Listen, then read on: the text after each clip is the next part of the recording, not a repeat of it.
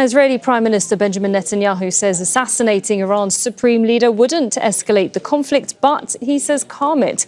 He made those remarks during an interview with American network ABC News. U.S. officials tell us that the president flatly rejected a plan, an opportunity that the Israelis had to take out the supreme leader. Do you understand his concern? My understanding is his concern is that this would escalate the conflict beyond where it is already. It's not going to escalate the conflict. It's going to end the conflict. We've had half a century of conflict spread by this regime that terrorizes everyone in the Middle East, has bombed the Aramco oil fields in Saudi Arabia, is spreading terrorism and subversion and sabotage everywhere. That's the forever war is what Iran wants. Right, let's go to Mr. Gideon Levy, a columnist at the Haaretz Newspaper, joining us live now from Tel Aviv. Thank you for your time. We just heard there from the Israeli Prime Minister saying that it will actually ease the situation. What do you make of that comment? It's very hard to tell because there is so many manipulations now in all those expressions of everyone and fake news, obviously. The matter of fact is that both parties are right now not capable to stop this war, and they need some foreign leverage to make it happen, namely the Americans. And the Americans seem to be quite passive. Donald Trump seems to be quite uninterested in what's going on here. And as long as this is the case, this war will go on, and not only go on, but also escalate. You say he seems to be uninterested. However, Donald Trump has said that when this first started, the attacks on Iran, that Iran has the choice to make a deal. So is that his ultimate aim, to make a deal that works in the US's favor? And what is that exactly?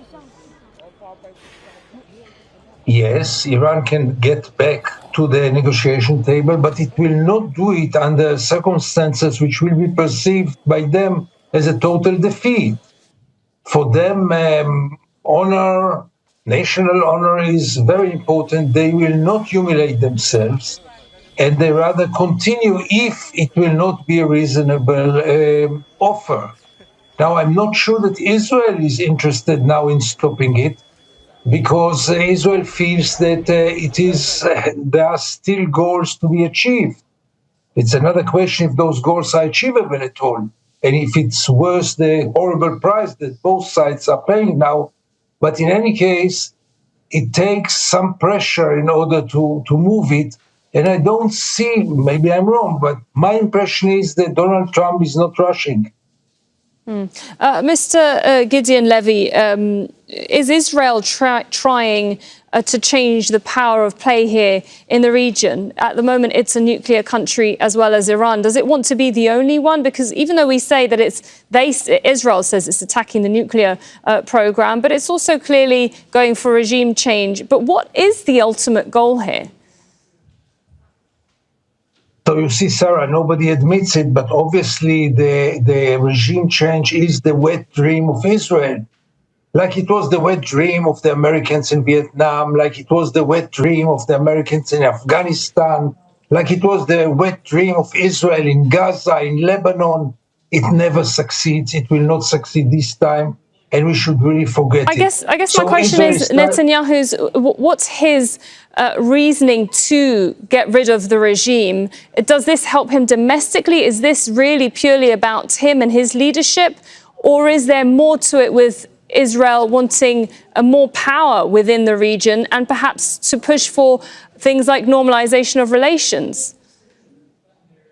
So first of all, I would give Netanyahu the credit that on this phase, he doesn't think only about himself and only about his personal interest or domestic politics. It is very true about the war in Gaza, but not in Iran, because that's his life project. That's his claim to fame. He is fighting over preventing Iran from nuclear weapons for decades. Right or wrong, that's another question.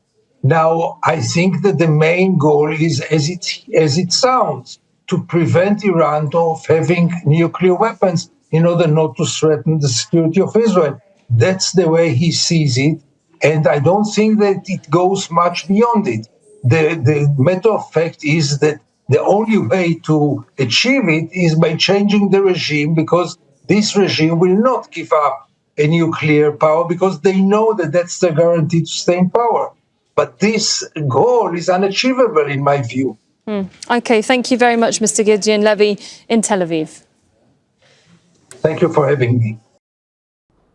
Make sure to subscribe to our channel to get the latest news from Al Jazeera.